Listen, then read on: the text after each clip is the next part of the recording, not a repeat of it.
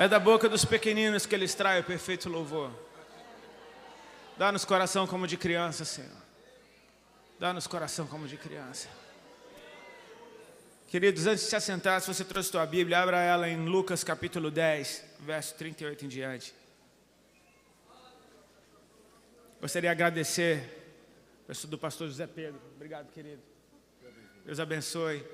Do presbítero Marcos Paulo, que fez o convite. De toda a sua equipe está de parabéns, viu? Everton e Jason são nota 1000. Jesus Cristo disse: se vos amardes uns aos outros, todos saberão que são meus discípulos. Eu encontrei discípulos de Jesus aqui nesse lugar.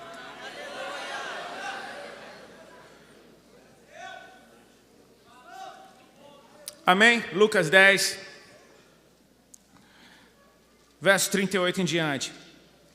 Indo eles de caminho, entrou Jesus num povoado, e certa mulher chamada Marta hospedou-o na sua casa. Tinha ela uma irmã chamada Maria, e esta quedava-se assentada aos pés do Senhor a ouvir-lhe os ensinamentos. Marta agitava-se de um lado para outro, ocupada em muitos serviços. Então se aproximou de Jesus e disse: Senhor, não te importas de que minha irmã tenha deixado que eu fique a servir sozinha? Ordena-lhe, pois, que venha ajudar-me. Respondeu-lhe o Senhor: Marta, Marta, andas inquieta e te preocupas com muitas coisas. Entretanto, pouco é necessário, ou mesmo uma só coisa. Maria, pois, escolheu a boa parte, e esta não lhe será tirada.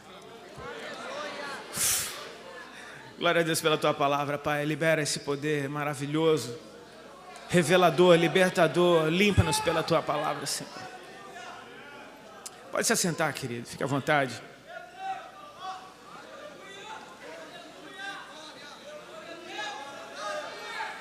Santo, santo, santo, santo.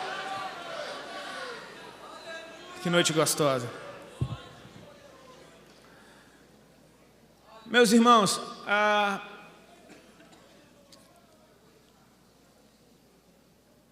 palavra de Deus é algo tão lindo. O princípio do livro de João começa dizendo: no princípio era o verbo, e o verbo estava com Deus, e o verbo era Deus. E declara que tudo foi feito por meio dele, e sem ele nada do que foi feito se fez. É incrível ver a ação do Espírito Santo, quando a terra, esta sem forma e vazia, o Espírito pairava sobre a face das águas, esperando uma ordem. Então Deus diz: haja luz, e algo começa a acontecer. Deus cria todas as coisas, e muitos cientistas vão tentar afirmar de que nós somos simplesmente uma evolução de algum animal. Os cientistas tendem a afirmar: cara, nós evoluímos do macaco. Quem já foi no zoológico, meu irmão? Eu já fui no zoológico. Eu vou te falar, a parte que eu mais gosto do zoológico é a parte dos macacos, porque realmente os caras são muito parecidos. Eles são divertidos. Eu fico horas olhando para os macacos, porque eles são figuras. Mas eu penso, cara, se os cientistas dizem que o homem veio dos macacos, o que é que esses caras estão fazendo aí? Onde é que eles erraram? Dá vontade de chegar para os caras e falar: amigo, vamos lá, acelera. A gente já está bem na frente de vocês, e vocês estão aí dentro dessa jaula. Vamos lá, fala comigo, vai. Tentam ensinar os macacos a fazer coisas até hoje, e eles são tão interessantes que eles até aprendem algumas. Mas eles nunca vão falar, cara. Deus nos fez a sua imagem e semelhança, e nós temos a palavra na nossa boca, amém? Nós temos a palavra na nossa boca, querido. Se Deus é um Deus, criador de todas as coisas, Ele nos fez filhos seus, a sua imagem e semelhança, nós temos que ser criativos também. E assim como Jesus, não fazer nada que nós não vimos o nosso Pai fazer. Amém? Copiá-lo. A palavra na tua boca tem poder. Mas para essa palavra ter um poder positivo e criador e edificante, algo que cumpra com o propósito seu e do reino dos céus, a palavra de Deus tem que estar em você em primeiro lugar. A palavra em mim transforma a minha vida, para que a palavra que sai de mim transforme o lugar onde eu estou. Eu fui transformado para ser transformador onde eu estiver. Onde um filho de Deus está, a atmosfera desse lugar tem que mudar. Não por causa dele, mas por causa do que está dentro dele. É maravilhoso o que Jesus coloca dentro de mim, mas é muito mais maravilhoso quando o que Ele coloca dentro de mim sai de mim. Eu não perco o que eu tenho, essa porção só aumenta, porque é um princípio do reino, tudo aquilo que você reparte multiplica em você. Levante a sua mão e glorifica a Deus pela palavra que você tem acesso, amém? Você tem acesso à palavra de Deus, isso é fantástico. Nós lemos aqui um texto, e dá para perceber por todo esse texto que Marta era a dona da casa. Marta hospedou Jesus e esta até tinha uma irmã que se chamava Maria. A casa era de Marta e esta tinha uma irmã chamada Maria. Marta estava andando de um lado para o outro, fazendo, servindo, preparando, porque ela queria honrar Jesus Cristo. Ela não estava errada. Amém? Jesus nunca disse que a parte que Marta escolheu estava errada. Ele só disse que a de Maria era melhor. Maria, porém, quedava-se assentada aos pés de Jesus a ouvir-lhe os ensinamentos. Quem está diante dela não é simplesmente um mestre de Israel. Quem está diante dela não é simplesmente um profeta. Quem está diante dela não é um homem sábio com palavras inteligentes. Quem está diante dela é a própria palavra de Deus que se fez carne, cheio do Espírito Santo. E aquelas palavras de Jesus tinham... Meu Deus do céu, imagina você naquele tempo vendo ele falar, ouvindo ele falar, vendo a boca dele se mexer, aquelas palavras atingindo o teu coração. Palavras tão poderosas que fizeram um pescador experiente ir pescar na hora que ninguém pesca. Falando: Senhor, havendo pescado a noite inteira, nada apanhei, mas por causa da tua palavra eu vou. Pedro ficou tão viciado na palavra de Deus que quando Jesus vem andando sobre as águas e todos tiveram medo, inclusive ele fala: ok, esse fantasma que todo mundo está dizendo que é um fantasma, está dizendo que é o mestre. Deixa eu saber se é ele mesmo. Se és tu, manda-me ter contigo por cima das águas. Ou seja, libera uma palavra. Eu vi algo esses dias fantástico, cara. Pedro não simplesmente andou sobre as águas, ele andou sobre a palavra que Deus deu. Jesus Cristo disse: vem. Opa, esticou o tapete, Pedro começa a andar. Quando Jesus dizia as palavras difíceis, que muitos abandonavam, quem pode ouvir um discurso duro como esse? Come a minha carne, bebe o meu sangue. Jesus vira para os dois e diz: vocês não vão embora também? Pedro concorda que ele não entendeu nada, ele diz: Senhor, para onde nós iremos? Só tu tens as palavras de vida eterna. Não são simplesmente palavras que dão esperança, são palavras que provocam vida em quem as ouve. A palavra de Deus está encarnada dentro daquela casa, se manifestando.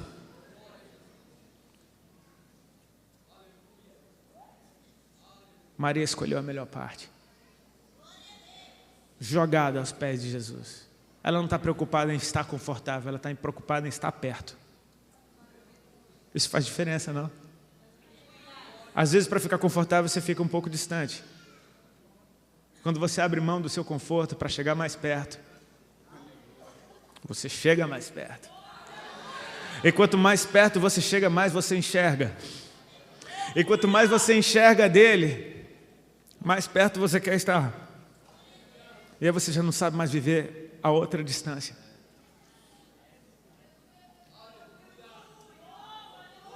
O que fascina Jesus Cristo, meu irmão, não são simplesmente atos de justiça ou demonstrações de zelo. O que fascina Jesus é uma igreja fascinada por Ele.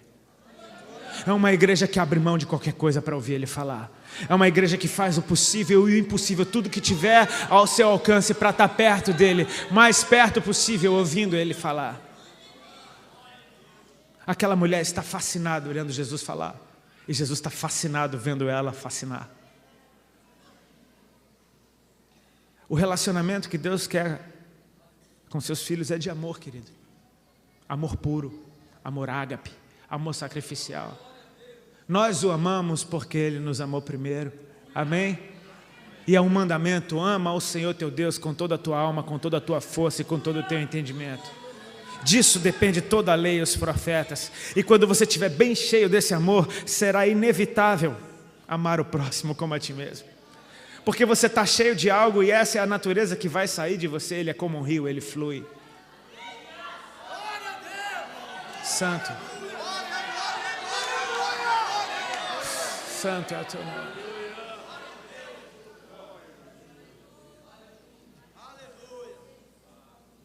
Eu entreguei minha vida para Jesus há 11 anos atrás. Eu acho interessante o jeito que o Senhor faz. Ele esperou eu realizar todos os meus sonhos de adolescente. Eu sonhei, como todo adolescente sonha. Um sonho em ser jogador de futebol, em jogar no Barcelona. Outro sonho isso e aquilo. Eu sonhei em ser cantor de uma banda de rock. E chegava a achar que era uma bênção o que eu tinha conseguido, porque a gente sabe que não é fácil alcançar esse lugar ao sol. E logo no meu primeiro CD, minha banda estourou.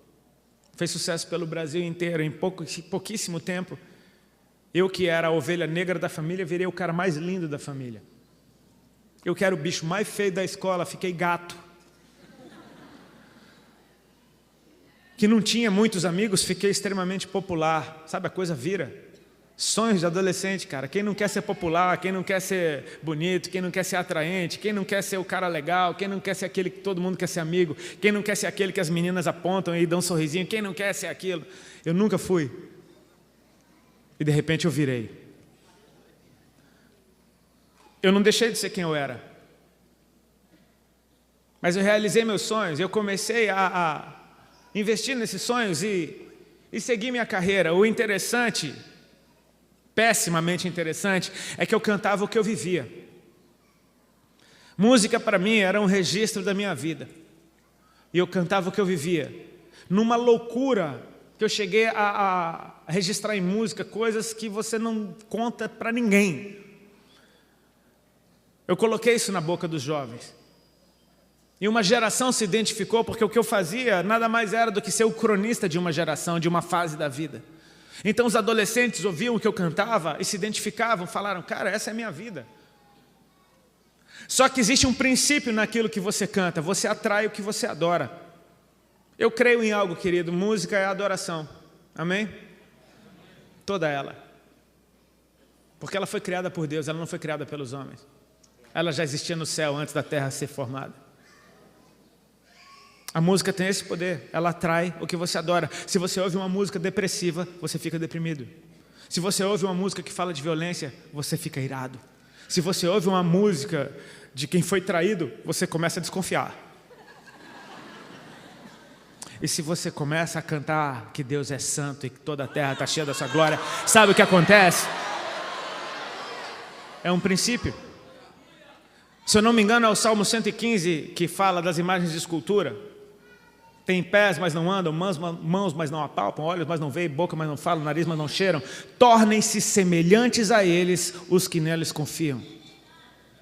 Deus quer que você o adore, meu irmão. Não porque Ele é vaidoso e precisa da tua adoração para Ele ser mais Deus do que Ele é. É para que você se torne mais parecido com Ele. É de glória em glória que nós somos transformados e a glória está na presença. E a presença vem quando você o adora. Adoração não é simplesmente música, ela é centralizar Jesus. É um estilo de vida. Quando Ele é o centro, você é um adorador que adora em espírito e em verdade. Você é aquele que o Pai procura. Uma vez eu vi um pastor amigo meu falar algo lindo. Ele disse: se você quer encontrar Deus, se torne aquele quem Ele procura, o encontro vai ser muito mais fácil. Eu não sabia de nada disso, mas eu experimentava isso na minha carne, porque quanto mais eu cantava de drogas, mais drogas eu usava. Quanto mais eu cantava sobre sexo, mais sexo eu praticava. Quanto mais eu cantava de loucura, mais loucura eu tinha. E quanto mais eu tinha, mais eu cantava. E quanto mais eu cantava, mais eu tinha. E quanto mais eu tinha, mais eu cantava. E era um ciclo. O que sustenta tudo isso é uma indústria que ganha dinheiro na tua destruição e uma estrutura espiritual das trevas de idolatria. Homem nenhum tem estrutura para ser adorado. Nós fomos feitos para dar adoração. Nós não fomos feitos para ser louvados, nós fomos feitos para dar louvor. Toda vez que você louva, adora e dirige isso para algo que não é Deus, algum espírito maligno se coloca ali para receber essa adoração. Então você, inevitavelmente, começa a ser usado pelas trevas, sem saber o que você está fazendo. Satanás, ele é legalista, mas ele é sujo. Ele não quer saber se você sabe o que você está fazendo. Ele vai te usar, vai chupar a laranja e vai cuspir o bagaço. No ano de 2000, eu comecei a entender que eu tinha virado um bagaço. Eu estava namorando já com a minha esposa, que vocês conheceram aqui. Ela era uma menina que eu conheci aos 15 anos de idade, quando ela tinha 15 anos de idade. E ela veio de uma família cristã que estava desviada. Ou seja, ela conhecia alguma coisa da palavra de Deus, ela sabia que Jesus Cristo era o Senhor e tudo, mas ela não via ninguém seguir a Jesus na casa dela, então ela não seguia também. A gente se conheceu, nos apaixonamos, mas ela morava numa cidade, eu morava em outra. Ela era muito nova, não tinha nem como namorar com ela. Isso foi em 94. Em 2000, ela já tinha conhecido as drogas, já tinha ido morar em Londres, já tinha quase casado com um traficante lá, enfim, ela estava arrebentada também. Ela largou tudo e foi morar comigo em São Paulo. Eu estava no auge da minha carreira. Eu estava muito pior do que eu era na época que ela me conheceu, e ela estava completamente arrebentada pelas drogas. Você junta um drogado com o outro e a mistura é explosiva, fica muito pior os dois. Ainda mais tentando viver como um casal totalmente fora dos padrões daquele que estabeleceu o casamento. O casamento não é uma coisa da sociedade, é uma coisa de Deus. Amém? Foi Deus que disse lá em Gênesis: deixará o homem, seu pai e sua mãe, se unirá à sua mulher e juntos serão uma só carne. O casamento é uma coisa de Deus. A sociedade tenta mudar o que é casamento. Querido, vai perguntar para quem inventou isso. Pergunta a opinião dele. Ele sabe para que serve. Ainda que você tenha boas intenções, você precisa da bênção do Senhor. E o que é isso? É honrar a Deus com o valor que você dá a Ele e dizer: Pai, eu creio tanto em Ti que eu vou fazer do Teu jeito. Eu te amo tanto que eu vou fazer do Teu jeito para agradar o Teu coração, porque eu quero estar em sintonia com os céus. A gente não sabia o que era isso. A gente tentava ser um casal e não conseguia ser feliz, porque daquele jeito que a gente estava não tinha jeito. Nosso relacionamento entrou em crise. E eu entrei numa crise muito pior, porque eu comecei a descobrir que eu estava doente. Aquilo para mim foi um choque, porque eu jurava que eu era perfeito. Eu jurava que eu era intocável. Eu ouvi propaganda de drogas a vida inteira. Meus pais são médicos. Eu ouvi falar de drogas a vida inteira e eu usava todas e não acontecia nada de errado comigo. Então você pensa, eles são uns bobos, não conhecem nada disso. Você começa a achar que é intocável. Você começa a achar que para você não tem consequências, só acontece com os outros. Só que agora eu estava começando a manifestar sinais de uma enfermidade no meu corpo. Comecei a perder muito peso. Um belo dia eu encontrei um caroço debaixo do meu braço. Esse caroço doía demais, eu achei que era só uma ínguazinha. Daqui a pouco, obrigado querido. Daqui a pouco encontrei outro caroço, encontrei no outro braço, encontrei na virilha. Foi aparecendo caroço pelo meu corpo, eles foram aumentando de tamanho e se multiplicando. Eram umas bolotas enormes, doíam muito. Eu cutucava eles e dava para perceber que eles eram fundos para dentro do braço. E aquilo me deixou desesperado, porque por ser filho de médicos eu vi papo de doença a vida inteira. E de repente eu estava manifestando sinais de uma enfermidade que estava me matando. Eu estava tão covarde que eu não tinha nem força para fazer um exame e descobrir o que eu tinha. Eu pensava, se for uma viagem da minha cabeça, isso passa uma hora. E se não for, eu simplesmente morro no dia que eu morrer e pronto. Não queria viver em contato com a realidade. Deixa eu te falar uma coisa, cara. Jesus Cristo disse: eu sou o caminho, a verdade e a vida. Amém? A verdade não se molda a você. Ela se manifesta a você e você que se molde a ela. A verdade te ama, por isso que ela te procura. Mas ela é dura, cara. E ela é dura porque ela te ama. Meu pastor sempre diz uma coisa: Deus te ama tanto para te deixar do jeito que você está. Ele te ama demais para te deixar como você está. É por isso que Ele te transforma. Eu tinha perdido as esperanças e o nosso relacionamento estava completamente arrebentado. Foi nessa hora que Deus tocou o coração daquela menina. E ela se tocou: Deus tem um plano na minha vida e eu estou fugindo disso há tanto tempo. Ela tinha aceitado Jesus umas 200 vezes na vida e nunca tinha seguido a Cristo, porque ela achava que isso era coisa para velho, ou se nada desse certo na vida dela, aí ela dava o resto da vida dela para Jesus. Bom, eu acho que enfim ela estava se tocando que a vida dela estava um bagaço também, e ela decidiu seguir a Cristo. Ela começou a orar como muitas pessoas começam, fazendo uma barganha com Deus, né? Senhor, se o Senhor mudar a minha relação com o Rodolfo, eu nunca mais te largo. Só que essa busca dela fez ela encontrar alguém muito mais amoroso do que eu, muito mais paciente do que eu, muito mais desejável do que eu, que é o próprio Senhor. Ela começou a se apaixonar por Jesus. Quando ela viu, a oração dela mudou. Ela falou: Senhor, agora com Rodolfo ou sem Rodolfo, eu nunca mais te largo. É assim que Ele faz. Você chega perto, cuidado, se você chegar muito perto, você não consegue sair dali. Que bom. Ela tinha uma Bíblia que a pastora que tinha sido pastora dos pais dela lá em Caxias do Sul tinha dado para ela, e com o telefone. E glória a Deus pelos pastores que não mudam de telefone, porque ela ligou naquele número e a pastora atendeu. A pastora orou com ela e deu um escova nela, né? Tipo, não alisou não. Ela falou: minha querida, a última vez que eu te vi você estava horrível. Você vai morrer se você continuar desse jeito. Deus tem um plano na tua vida, você precisa de Jesus. Ela falou: o que é que eu faço? Tem horas que é bom a gente ouvir a verdade, né?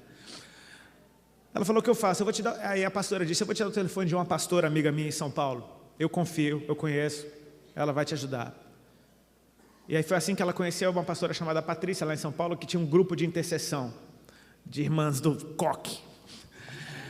E aquelas irmãs começaram a acompanhar a vida da Alexandra e orar por ela, e orar na madrugada, e toda vez que a gente brigava, ela ligava para as irmãs, e tudo agora era as irmãs, porque vou ligar para a irmã, e se a gente brigava, ela ligava para a irmã, eu viajava, ela ligava para a irmã, a letra I da agenda do telefone estava enorme, porque era irmã Sandra, irmã Márcia, irmã Fran, irmã Isa, irmã Miriam, irmã. E assim ela foi sendo acompanhada.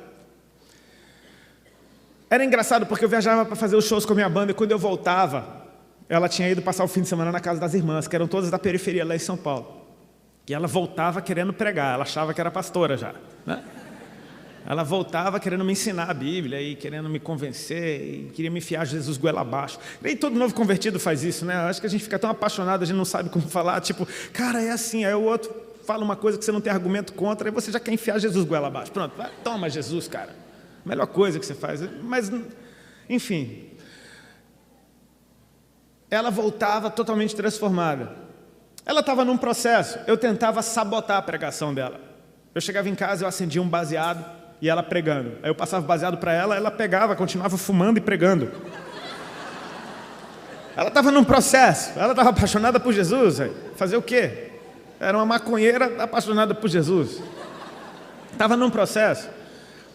Um belo dia ela chega com a notícia. A coisa foi ficando mais intensa. E ela chegou com a notícia: amor, as irmãs vão vir aí.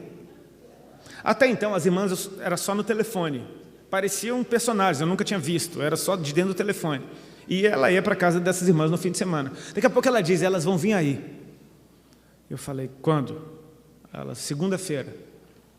Tá bom, né? Pensei: segunda-feira vou pegar o carro, vou para o Guarujá, vou pegar a onda, não vou ficar aqui. Tá louco, não quero saber de crente. Aí ela falou: não, é uma campanha. São 7 segunda-feira. Eu falei: meu Deus, o que eu vou fazer 7 segunda-feira? Enfim. As irmãs vieram, eu fugi. Só voltei depois que elas foram embora. Foi uma bênção, elas oraram, profetizaram. Eu não entendia nada disso. A segunda-feira eu fugi de novo. A terceira segunda-feira fugi de novo. E na quarta segunda-feira, meus irmãos, adivinham o que aconteceu? Mas por que eu fiquei? Porque eu estava fumando, eu esqueci que elas vinham e fiquei. Ou seja, quando chegaram as irmãs, eu estava completamente chapado. E elas vieram e eu tinha o cabelo todo colorido, eu tinha largador na orelha, enfim, eu era o cão, né? As irmãs, tadinhas, se assustaram comigo, eu também me assustei com elas, eu nunca tinha visto. Poxa, eram umas 5, todas assim pequenininhas, cabelinho grisalho, coquezinho todo bonitinho, Bíblia do lado, a bolsinha do outro, a paz do Senhor, irmão. E eu não entendia nada disso, falei, tudo bem, entra aí, boa tarde. Não sabia nem conversar. Foi engraçado porque assim, era uma cultura completamente diferente da minha. Olha como Deus faz, cara. Hoje em dia tem tantos ministérios voltados para jovens que são bênção, amém? A multiforme graça de Deus é isso, cara. Em Israel tinham 12 tribos, as 12 tinham costumes diferentes e adoravam o mesmo Deus. Eu podia ter sido alcançado por um ministério de gente tatuada que nem eu, doida, mas Deus colocou as irmãs do fogo lá dentro de casa. E elas chegaram todas educadas, a paz do Senhor, um copo d'água, sim, claro, aceito, né? Todas muito educadinhas. Pá. Vamos então louvar um hino. Pegaram a harpa, começaram a ler, hino 121. E eu não entendia nada disso, eu falei, como é que o nome da música é um número? Eu não entendia esse negócio. E as irmãs, e eu nunca tinha ouvido o hino da harpa, eu achei bonito, mas as irmãs eram desafinadas, e o hino da harpa parece que não acaba. Eu falei, não acaba esse hino, cara. Elas cantaram os 4. Aí depois falaram, vamos orar. Aí eu pensei, ufa, deve estar acabando, né? Eu não estava aguentando mais aquilo. Levantaram para orar, uma delas teve uma ideia. Falou, irmã, não é melhor a gente pegar aquela mesa e chegar para o lado? E eu fiquei pensando nisso, eu falei, qual é o problema da mesa? Pensei que irmã folgada, já está mudando a minha sala de lugar. Pegaram a mesa, todas concordaram, é verdade, pegaram a mesa, puseram para o lado. Eu fiquei encostado na parede, olhando para a mesa, não entendendo qual era daquela mesa, encostada no canto. As irmãs começaram a orar, e eu não preciso explicar para vocês o que aconteceu. Amém? Na primeira sapatada que a irmã deu no chão, uma rajada de língua, eu tomei um susto tão forte. A maconha que eu tinha fumado passou o efeito na hora, deu um choque de adrenalina. Eu fiquei em pânico, meu coração acelerou. Eu fiquei com o coração acelerado, desesperado. Eu nunca tinha visto ninguém orando em línguas. Daqui a pouco as irmãs se transformaram. Os coques foram embora. Chinelinho por um lado, as irmãs voando, correndo pela casa. Eu falei, meu Deus, que elasticidade. Que energia. Fiquei em pânico. E a Alexandra só pensando, depois eu explico. Eu estava em pânico. Uma delas veio na minha direção que nem uma locomotiva.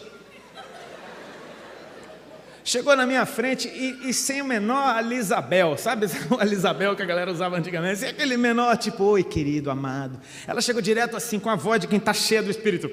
O irmão já aceitou Jesus? Desse jeito. Eu já estava morrendo de medo. A irmã ainda chega e dá uma dessa, tipo bop, chegou enquadrando. Eu falei, já? Tipo, medo. Aí a Alexandra estava do lado e falou, quando? Eu, não sei. A irmã falou, você quer aceitar Jesus? Eu falei, quero. Ela fez aquela oração comigo. Eu entreguei minha vida para o Senhor, pedindo perdão pelos meus pecados, reconhecendo que eu era um pecador, que Ele era Deus, meu Senhor e Salvador, e enfim. Ela deu glória a Deus, elas deram as mãos, oraram na sala e foram embora. Eu não entendi nada. Eu pensava, crente só pensa em dinheiro. Elas não me pediram um centavo, eu não estou entendendo nada. Essa é minha esposa. Estou falando de você, amor. E aí, elas saíram lá de casa e adivinham o que aconteceu? Caiu um raio e eu virei crente. Não, querido, é um processo. Elas foram embora, eu dei glória a Deus que elas tinham ido embora. Eu acendi um baseado enorme, eu imitei elas pulando no meio da sala. Só que existe uma coisa que já tinha acontecido, que a gente não consegue enxergar. O meu nome tinha sido escrito no livro da vida. Porque Jesus morreu por isso. Ele me ama mais do que a minha ignorância. O amor dele encobre a multidão dos nossos pecados. É maior. Se eu sou Deus, eu não aceito essa oração. Ainda bem que eu não sou. Ele é misericordioso demais. A prova disso é que na semana seguinte elas voltaram e trouxeram uma amiga delas. As irmãs conhecem que existe sempre a hierarquia, né? Tem a irmã das irmãs, né? A irmã para a qual as irmãs pedem oração. Elas trouxeram essa. E era uma mulher de Deus. É até hoje.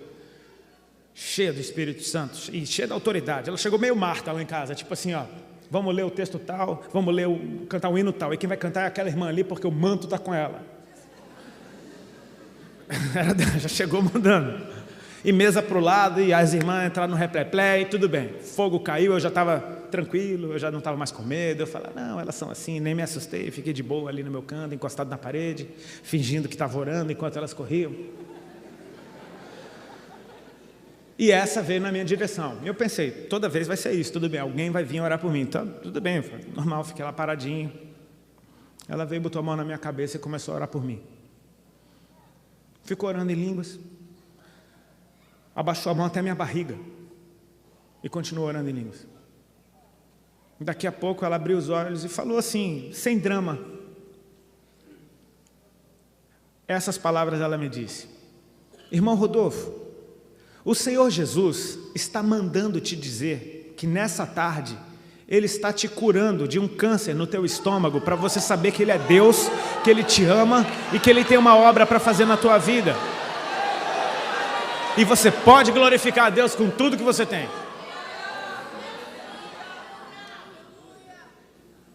Naquela hora minhas pernas começaram a tremer, porque eu falei, uau, quem é essa mulher, cara? Melhor, quem é esse Jesus? Né? Porque ela está só dando um recado.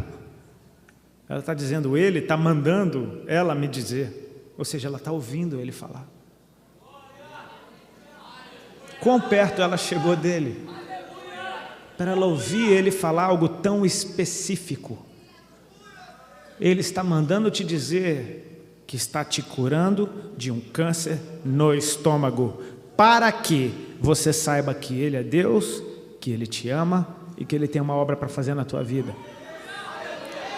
Queridos, para resumir, eu tinha um avô que tinha morrido de câncer de estômago, 2 tios que tinham morrido de câncer de estômago, 2 tias, filhas desse avô que tinham arrancado um seio por causa de câncer. Eu tinha uma dor de estômago há mais de 2 anos. Eu estava perdendo peso há muito tempo e há mais ou menos uns 8, 9 meses eu estava cheio daqueles caroços espalhados pelo corpo. Eu comecei a ligar uma coisa na outra e falar, cara, faz todo sentido.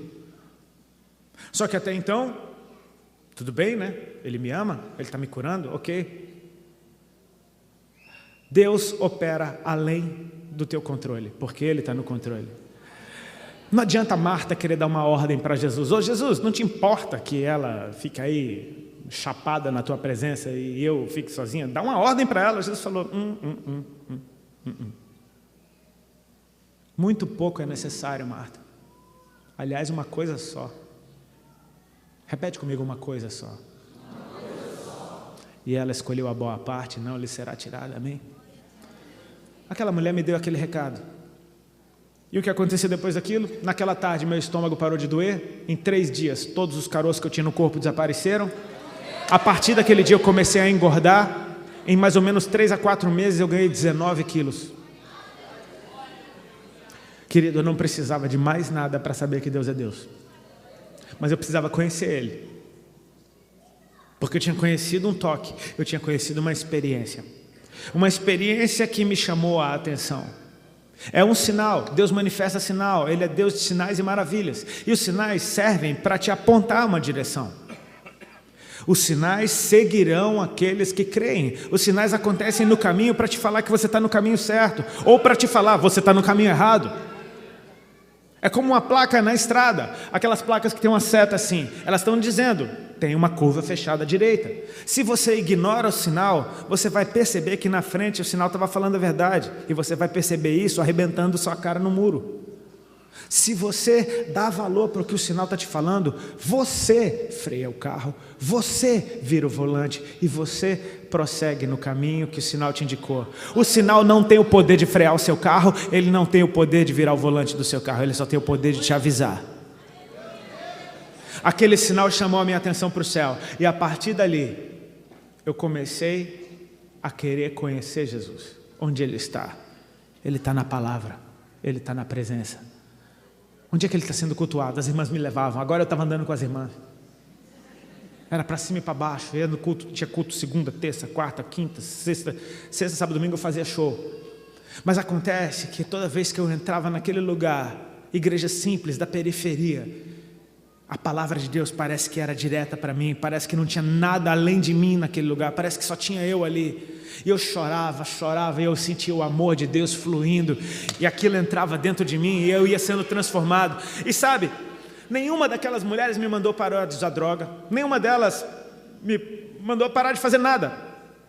Inclusive as igrejas mais do estreito que eu ia, porque todas aquelas irmãs eram daquelas igrejas, tinha igreja que era homem de um lado, mulher do outro, igrejinha minúscula, e a gente ia. E minha mulher tinha o cabelo vermelho, toda doida, e eu todo tatuado, e a gente ia, assustava os irmãos tudo. Sabe o que os pastores falavam para mim, cara? Você acha que eles olhavam para minhas roupas? Eu me lembro do pastor Nivaldo, ele dizia assim para mim: filho, você é bem-vindo nesse lugar, a obra na sua vida, quem vai fazer é o Espírito Santo, continua. Era essa a palavra que Deus falava através daqueles homens e mulheres de Deus. Continua, permanece, permanece, permanece, permanece.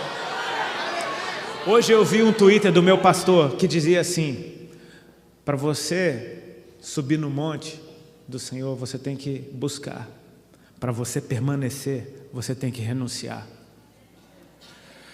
Isso é uma verdade, porque agora eu saía dos cultos feliz da vida. Eu me lembro de um culto especial, eu estava chorando, eu cheguei no carro, peguei a carteira de cigarro, acendi o cigarro chorando, dando glória a Deus. Eu olhava para aquele cigarro e falava: cara, não tem nada a ver. Isso não tem mais nada a ver. Eu parei de usar droga, sabe como? Fumando um baseado e tentando ler a Bíblia ao mesmo tempo. E eu não conseguia ler a Bíblia. E era o último baseado que eu tinha. Eu tinha acabado de noivar. Um mês depois, a gente botou uma aliança no dedo e falou: estamos noivos, vamos casar, que as irmãs mandaram. As irmãs não mandaram, elas falaram: filho, olha, você não acha? E cara, eu estava tão apaixonado por Jesus, eu comecei a ver que mulher maravilhosa que eu tinha dentro de casa. Eu falei: cara, é isso mesmo, eu vou casar. Eu comprei as alianças, enfiei no dedo, não sabia nada de noivar. Eu noivei mesmo, vai, toma aí, bota uma aliança no dedo e vamos. Inocente, sabe? Mas Deus se move pela intenção do teu coração, cara. É pela motivação do teu coração. Já estou terminando, tá? Eu não vou tomar o tempo, vai ter um pregador que vai trazer uma palavra forte para a tua vida. Eu sei que eu parei de fumar maconha pensando no baseado, que ele era o último que eu tinha. Eu tentava ler a Bíblia e não entendia nada da Bíblia, e fumava o baseado, e quando eu vi que ele era o último, eu falei: quer saber? É o último, é o último, é o último, é o último. Parei de fumar, fumando. E a primeira coisa que eu fiz quando joguei a bituca no cinzeiro foi ligar para a casa da mãe da Ali. Ela estava lá, eu estava no hotel. E eu liguei: amor, era tarde da noite, com aquela voz de quem acabou de fumar: amor. Ela disse: oi, querido. Eu falei: tenho uma notícia para te dar. O quê? Parei de fumar. Foi desse jeito, ela está aqui. E eu nunca mais botei um baseado na boca. Esse é o Deus que liberta, você chega perto dele, cara. Jesus Cristo disse para os seus discípulos: vós sois limpos pela palavra que eu vos tenho dito. A palavra de Deus vai limpando a gente. E sabe o que? Essas palavras proféticas que eu recebi, claro, de tanto contar testemunho, eu não esqueço delas nunca, mas de tanto repetir elas, isso se torna vida dentro da gente. A pessoa que mais precisa ouvir o teu testemunho, meu irmão, é você. Para você se lembrar de onde Ele te tirou. Para você se lembrar de como Ele te amou. E para você se lembrar que não dá para você parar onde você está, cara. Tem água no tornozelo, tem água no joelho, tem água nos lombos, e tem um rio que você não pode mais pôr o pé no chão. Tem níveis e níveis. A fé que me trouxe até aqui não é a mesma fé que me leva ali para frente. Eu preciso buscar o renovo do Senhor dia após dia. É a presença dEle. O pão nosso de cada dia nos dai hoje. Isso é a porção de Jesus de cada dia. Eu preciso disso todos os dias. E Ele é a palavra, Ele é o pão que desceu do céu. Querido, você precisa disso. Depois de todos esses sinais, eu me vi diante de uma bifurcação na minha vida. Eu estava completamente apaixonado por Jesus e detestando completamente a vida que eu tinha que manter. Eu falei: cara, eu não quero mais ser uma fonte que jorra duas águas diferentes. Eu quero cantar minha verdade. Isso permaneceu dentro de mim. A única coisa que permaneceu na minha música é isso: eu continuo cantando o que eu vivo. Só que eu não vivia mais aquilo. Eu precisava cantar o que eu vivia agora. Eu larguei a banda quando ela estava no auge e todo mundo me odiou. E eu nunca tinha experimentado isso. Meus pais, meus familiares achando que eu estava louco, meus amigos me abandonando, meus companheiros virando inimigos e os fãs que me amavam me odiando. E a mídia que me paparicava me criticando. Poxa, parece que a gente ficou só, eu e a Ali. Só que nessas horas tem um versículo que eu repito ele onde eu vou. Quando Jesus, dando o sermão das bem-aventuranças, ele diz: bem-aventurados sois vós, quando vos perseguirem, injuriarem e mentindo fizerem todo mal contra vós. Grande é o vosso galardão, porque assim eles fizeram com os profetas que vieram antes. A palavra de Deus me confortava. Você percebe que a palavra ela está em tudo? Ela vai dando o caminho. Ela não volta vazia. Deus não vai contra a sua palavra. O que Ele liberou, Ele faz. E Ele não vai fazer nada se Ele não avisar antes seus servos os profetas. Então Deus nos prepara. Qual é o meu papel quando eu recebo a palavra? A palavra tem que me posicionar para algo que Deus vai fazer. Ele não vai fazer nada sem revelar os seus servos aos profetas. Foi revelado. Busca a palavra, guarda ela no teu coração, porque assim o teu amor por Jesus vai ser reconhecido no céu. Aquele que tem os meus mandamentos e os guarda, este é o que me ama. E aquele que me ama também será amado do meu Pai. Eu também o amarei e me manifestarei a Ele. Isso fala da presença manifesta de Jesus. Você vive num tempo muito interessante. Eu me dirijo aos jovens, eu acho que todos são aqui. Tem jovens de cabeça branca, querido? Se você está nesse tempo, você é jovem. Você crê nisso? Eu creio. Jesus olha para os irmãos que já estão com a idade mais avançada, sabe o que Ele vê? Filhos e filhas. Nós vemos anciãos, Ele vê filhos. O que é 80, 90 anos perto de uma eternidade? Nada. Se você está vivo, você tem um papel nessa geração. Você é um sinal. Você é uma luz nesse mundo. Não pode se apagar o que está em você. Você é como uma cidade edificada sobre um monte. Essa luz tem que resplandecer, o mundo tem que ver as tuas boas obras e dar glória a Deus que está no céu. Você já pensou o que significa isso? Quando alguém diz, glória a Deus pela sua vida. É tão comum, né? Poxa, irmão, glória a Deus pela tua vida. Valeu por estar trazendo um copo d'água para mim. Glória a Deus pela tua vida. Pensa, alguém está dando glória a Deus pela sua vida. É porque você é luz. Eu queria fazer uma oração para terminar. Pode ser? Curva a tua cabeça, fecha os teus olhos. Pai Celestial, que dias maravilhosos que o Senhor preparou para nós. Onde nós podemos entrar na Tua presença, Te adorar, falar do Teu nome e saber que o Teu Espírito está aqui enchendo o nosso coração cada vez com mais paixão por Ti. Eu oro para que o Senhor desperte fascinação no coração desses jovens pela Tua presença. Uma igreja fascinada por Ti. Eu oro para que o Senhor desperte um fogo dentro de cada coração, capaz de queimar tudo que não presta e de iluminar completamente essa casa. Usa, Senhor, desde o mais novo ao mais velho. Usa-os para louvor e honra e glória do Teu nome. Eu Te peço que o Senhor manifeste, Senhor, a Tua presença àqueles a quem o Senhor ama. Presenteia-nos com esse pão, Senhor. Presenteia-nos com a Tua palavra. Viva, eficaz. É a porção que nós precisamos. Que nesse congresso, que nesses dias, o Senhor esteja edificando cada vez mais os Teus filhos e filhas. E que eles saiam daqui cheios de compaixão por aqueles que o Senhor quer alcançar. Em nome de Jesus Cristo. Amém.